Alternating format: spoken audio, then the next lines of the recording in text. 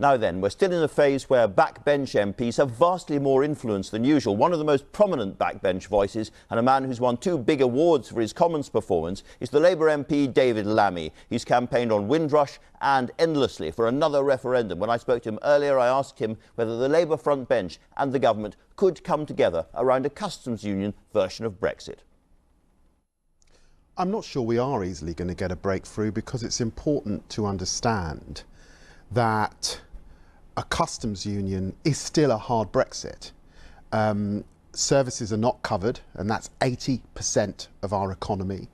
I suspect that there will be Conservatives deeply concerned that you're not able to then go off and do trade deals if you're within a customs union. And I'm a little bit worried, actually, about the fact that the EU in future trade deals will be determining the rules, and we won't really have a say. But nevertheless, there is a compromise there. But the key point is, because many people will feel that they didn't vote for that compromise, it's clear that there has to be a confirmatory ratification in the form of a referendum at that point. Are you saying that if there is a deal between the Labour Party and the Tory party that it doesn't have a referendum locked into it, you won't accept that? I won't accept that, but I would have thought the majority of the Parliamentary Labour Party won't accept that.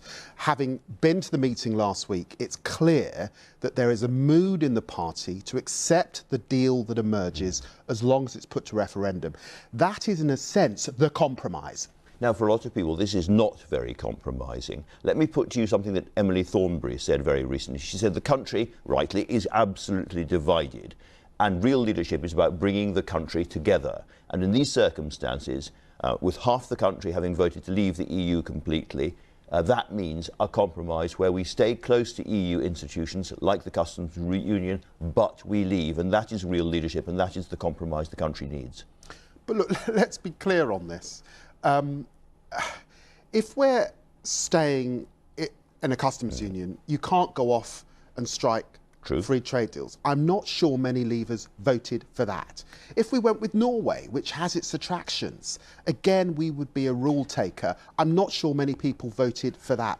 So clearly, the best thing to do when a deal emerges is to ask the country whether they like the deal. And I might say, Andrew, also, going forward, this is not going to end. We still don't know where the arrival point is. We don't know where we're heading in terms of our future trade deal. It's completely blind. So the rows will continue now for many, many years to come. The best way to actually bring the country together is through a democratic process. I'm not saying that the referendum won't be rough. It will be a bit rough. But at the end of it, we can act on what the country has said. You either act to implement the deal the following day, or you move forward and you remain in the European Union. Let me turn to something related to this that you've campaigned on a lot, which is Windrush. We have finally got a settlement by the British government agreed of £200 million for the victims of Windrush. Now, you said that's not enough. What would be the figure that would be enough?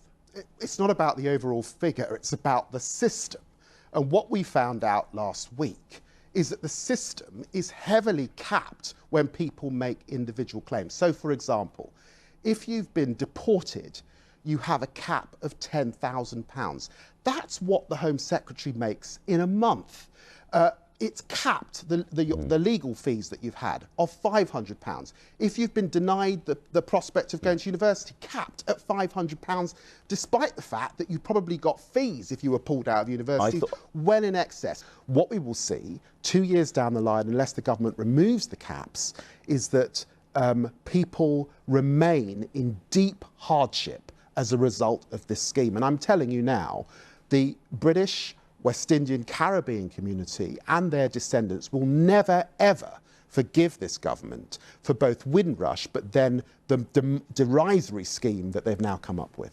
David Lammy, thanks very much for talking to us today.